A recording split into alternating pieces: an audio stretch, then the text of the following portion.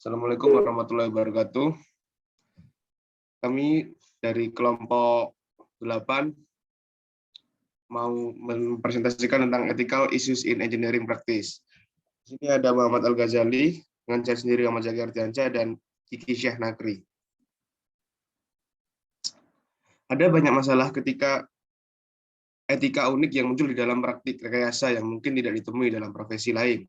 Dalam bab ini kita akan memeriksa 3 era penting di mana engineer mungkin menghadapi masalah etika. Yang pertama ada environmental ethics atau etika lingkungan. Terkadang tanggung jawab seorang engineering terhadap lingkungan dilambangkan dengan frasa seperti sustainable design or green engineering. Konsep-konsep ini menggabungkan ide yang memastikan bahwa desain kami tidak merusak lingkungan, menggunakan prinsip-prinsip desain berkelanjutan. Para engineer akan membantu menjaga integritas lingkungan dan memastikan bahwa kualitas hidup kita dapat dipertahankan. Dasar untuk membahas masalah etika dalam environmentalisme adalah penentuan posisi moral lingkungan. Tradisi etika barat ketika adalah antroposentris, artinya manusia yang memiliki kedudukan moral. Hewan dan tumbuhan hanya penting dalam kaitannya dengan kegunaannya bagi manusia. Jenis pemikiran ini sering terbukti bahkan dalam gerakan lingkungan. Ketika sebuah kasus terkadang dibuat untuk perlindungan tanaman langka berdasarkan potensinya, untuk menyediakan obat-obatan baru. Ada environmental ethics yang way to explore the environment's moral status. Terlepas dari tujuannya, yaitu melindungi kesehatan manusia atau melindungi kesehatan biosfer secara keseluruhan, untuk kepentingannya sendiri ada beberapa pendekatan yang dapat diambil untuk mengatasi masalah lingkungan. Menariknya, pendekatan ini mencerminkan pendekatan umum untuk mencari masalah etis. Pendekatan pertama disebut sebagai cost oblivious approach. Dalam pendekatan ini biaya tidak diperhitungkan, melainkan lingkungan dibuat sebersih mungkin, tidak ada tingkat degradasi lingkungan yang terlibat sebagai dapat diterima. Yang kedua, berdasarkan pada cost benefit analysis yang diturunkan dari utilitarianisme. Di sini masalahnya dianalisis dalam hal manfaat yang diperoleh dengan mengurangi peningkatan polusi pada kesehatan manusia. Misalnya biaya diperlukan untuk memecah masalah. Tujuannya bukan untuk mencapai sepenuhnya lingkungan yang bersih, melainkan untuk mencapai keseimbangan pencemaran yang menguntungkan secara ekonomi dengan pertimbangan kesehatan atau lingkungan. Professional Code of Ethics. Kode etik profesional memberitahu kita untuk menganggap keselamatan manusia dan lingkungan sebagai yang terpenting. Jadi jelas, para engineers memiliki tanggung jawab untuk memastikan bahwa pekerjaan mereka dilakukan dengan cara yang paling aman bagi lingkungan. Hal ini tentu benar dari sudut pandang kesehatan manusia, tetapi bagi mereka yang merasakannya, lingkungan memiliki kedudukan moralnya sendiri. Tanggung jawab untuk melindungi lingkungan sudah jelas. Seringkali tanggung jawab ini agaknya harus diseimbangkan dengan pertimbangan kesejahteraan ekonomi majikan kita, warga kita, dan komunitas kita. Ada personal ethics. Kita juga dapat digunakan untuk menentukan jalan terbaik saat kita berada dihadapkan pada masalah lingkungan. Sebagian besar dari kita memiliki keyakinan yang sangat kuat tentang perlunya menjaga lingkungan. Meskipun keyakinan ini mungkin muncul bertentangan dengan keinginan majikan kami memiliki hak dan kewajiban untuk menyatakan dengan tegas pandangan kita tentang apa yang dapat diterima seorang engineer. Tidak boleh dipaksa oleh majikan untuk mengerjakan proyek yang menurutnya mengganggu secara etis, termasuk proyek dengan dampak lingkungan yang parah. Dalam mencoba memutuskan tindakan penting, juga untuk diingat bahwa prinsip dasar teknik profesional kode etik menyatakan bahwa seorang insinyur tidak boleh membuat keputusan di bidang di mana dia tidak kompeten untuk banyak masalah lingkungan. Engineer tidak kompeten untuk membuat keputusan, tetapi harus mencari nasihat dari orang lain seperti ahli biologi, kesehatan masyarakat, dan dokter yang memiliki pengetahuan untuk membantu menganalisis dan memahami kemungkinan konsekuensi lingkungan dari suatu proyek. Ada computer ethics atau etika komputer. Komputer sudah menjadi alat yang digunakan dalam bidang teknik dan bisnis. Komputer telah membawa banyak manfaat bagi masyarakat.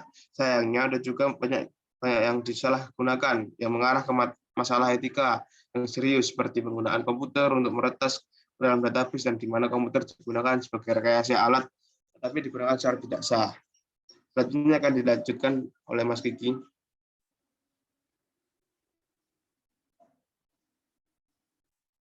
Baik, terima kasih. Saya akan melanjutkan yaitu Computer as a Tool for unethical behavior atau komputer sebagai alat untuk perilaku tidak etis.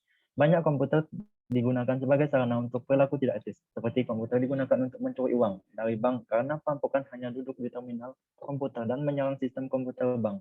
Dan dengan menggunakan komputer, seorang kriminal juga dapat mempersulit pencurian untuk dideteksi dan dilacak. Masalah etika komputer muncul serupa dengan kaitan privasi. Privasi adalah hak dasar individu untuk mengontrol akses dan penggunaan informasi tentang dirinya. Invasi privasi dapat berbahaya bagi individu dalam dua cara. Pertama, kebocoran informasi pribadi dapat menyebabkan seorang dilecehkan atau diperas. Seperti pelecehan ini bisa datang dalam bentuk berulang panggilan telepon dari telemarketer dan telah memperoleh informasi tentang individu.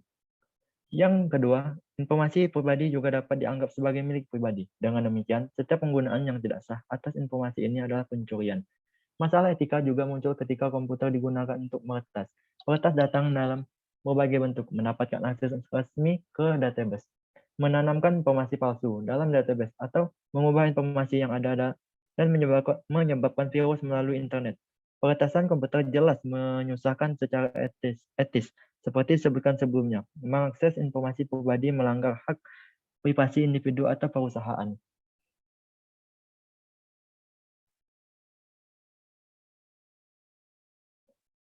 Komputer sebagai alat teknik. Komputer adalah alat penting untuk semua insinyur. Komputer sering digunakan untuk menulis dokumen menggunakan paket perangkat lunak pengolah kata, seperti melacak janji temu dengan perangkat lunak penjadwalan.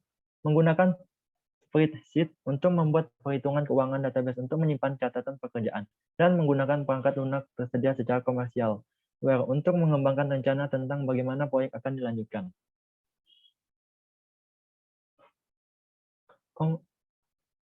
Komputer desain tools, alat desain komputer. Perangkat lunak ini mencangkup CAD atau CAM, analisis rangkaian, analisis elemen, hingga analisis struktural dan program pemodelan dan analisis lainnya. Perangkat lunak juga ada yang dirancang untuk membantu dalam proses pengujian perangkat yang direkayasa dengan melakukan tes, merekam data, dan menyajikan data untuk dianalisis.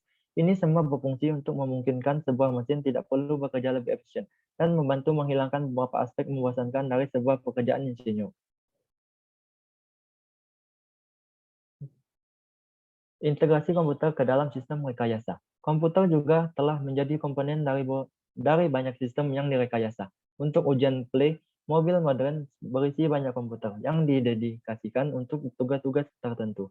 Komputer mengontrol emisi dan sistem pengereman pada mobil dan memungkinkan kendaraan modern untuk beroperasi lebih efisien dan aman. Namun, kemampuan mengontrol aspek kinerja sistem menggunakan perangkat lunak menghilangkan manusia dari kontrol lingkar kendali.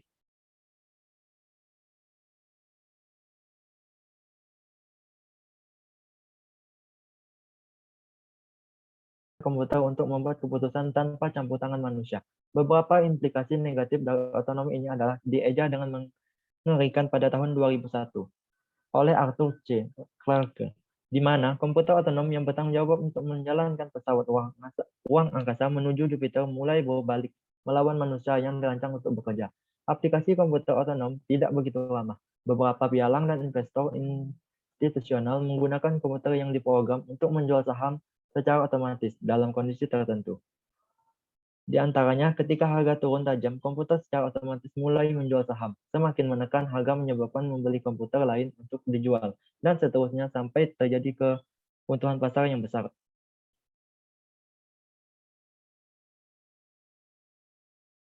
Baik, dilanjutkan untuk Saudara Muhammad Al-Ghazali. Baik, kasus overdosis yang tidak disengaja. Terak 25 adalah mesin terapis radiasi yang diproduksi oleh Atomic Energy of Canada Ltd. Terak 25 adalah akselerator linear mode ganda yang dirancang untuk menghasilkan foto sinar X-ton pada 25 MeV atau elektron pada rentang energi.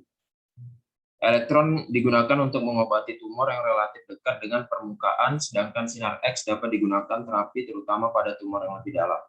Kecelakaan yang melibatkan Terak 25 terjadi pada bulan-bulan antara Juni 1985 dan Januari 1987. Terdiri dari setidaknya 6 peristiwa yang diketahui tentang pemberian dosis yang tidak tepat pasien.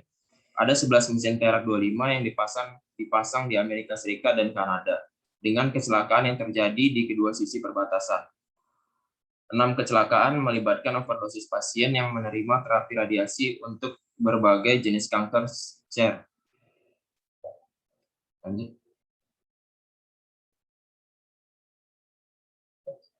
Ethics and Research atau etika dan penelitian. Ada dua masalah etika utama yang terkait dengan penelitian. Kejujuran dalam mendekati masalah penelitian dan kejujuran dalam melaporkan hasil. Yang pertama berhubungan dengan keadaan pikiran penting untuk berhasil melakukan penelitian. Keadaan pikiran ini termasuk menghindari praduga tentang apa hasilnya, bersikap terbuka untuk mengubah hipotesis ketika tindakan tersebut dijamin oleh bukti, dan umumnya memastikan bahwa kerangka berpikir objektif dipertahankan. Hasil juga harus dilaporkan secara akurat. Setelah percobaan atau tes telah dilakukan, hasil eksperimen tidak boleh dilebih-lebihkan, melainkan penilaian yang akurat dan interpretasi data harus diberikan. Penting untuk dicatat perbedaan antara penipuan yang disengaja dan hasil atau interpretasi yang tidak benar. Terkadang, hasil dipublikasikan bahwa setelah penelitian lebih lanjut ternyata tidak benar. Situasi ini bukan masalah etika kecuali klarifikasi hasil tidak pernah disajikan. Sebaliknya, masalah ini menunjukkan bahwa perhatian besar harus diambil sebelum hasil awalnya dilaporkan. Menganalisis masalah etika dalam penelitian. Cara menentukan kursus etika terbaik dalam melakukan penelitian dan eksperimen adalah untuk produksi dengan kode etik masyarakat profesional yang direkayasa. Semua dari kode bahasa termasuk yang mengharuskan insinyur untuk jujur dalam melaporkan hasil pekerjaan dan memberikan kredit untuk pekerjaan yang dilakukan. Misalnya, kode American Institute of Chemical Engineers menyatakan bahwa anggota harus memperlakukan semua rekan kerja secara adil dan rekan kerja mengakui kontribusi orang lain, dan mengeluarkan pernyataan dan menyajikan informasi hanya secara objektif dan jujur. Pernyataan ini berlaku sama untuk semua aktivitas profesional seorang insinyur, termasuk penelitian, percobaan, dan pengujian. Beberapa teori etika dapat digunakan untuk menganalisis masalah yang melibatkan penelitian. Utilitarianisme atau etika hak dan kewajiban dapat diterapkan pada penelitian, tetapi mungkin paling mudah untuk memeriksa masalah penelitian menggunakan etika kebajikan. Salah satu keutamaannya adalah kejujuran. Kejujuran memfasilitasi kepercayaan dan hubungan baik antar individu, sedangkan ketidakjujuran menimbulkan keraguan dan keraguan terhadap orang lain. Ilmu patologis. Menipu diri sendiri adalah salah satu hambatan terbesar bagi keberhasilan menyelesaikan proyek penelitian atau eksperimen. Penipuan diri sendiri penelitian sering terjadi di banyak bidang ilmu pengetahuan dan telah menyebabkan beberapa kasus terkenal sepanjang sejarah. Irving Langmuir, seorang fisikawan terkenal yang bekerja di General Electric Research Laboratories, menciptakan istilah untuk fenomena ini, yaitu ilmu patologi. Irving Langmuir juga mengusulkan 6 karakteristik ilmu patologis berikut. Yang pertama, efek maksimum yang diamati dihasilkan oleh agen penyebab hampir tidak intensitas yang dapat dideteksi, dan besarnya efek secara substansial tidak tergantung pada intensitas penyebabnya. Efeknya adalah besarnya yang tetap mendekati batas deteksi atau banyak pengukuran diperlukan karena signifikansi statistik yang sangat rendah pembatalan hasil. Yang ketiga, klaim akurasi tinggi. Yang keempat, teori fantastis bertentangan dengan pengalaman. Yang kelima, kritik ditanggapi dengan alasan ad hoc yang dipikirkan secara mendadak. Yang keenam, rasio pendukung terhadap kritik naik hingga mendekati 50% dan kemudian turun bertahap hingga terlupakan. Sekian presentasi dari kelompok kami. Apabila ada kesalahan, mohon maaf. Wassalamualaikum warahmatullahi wabarakatuh.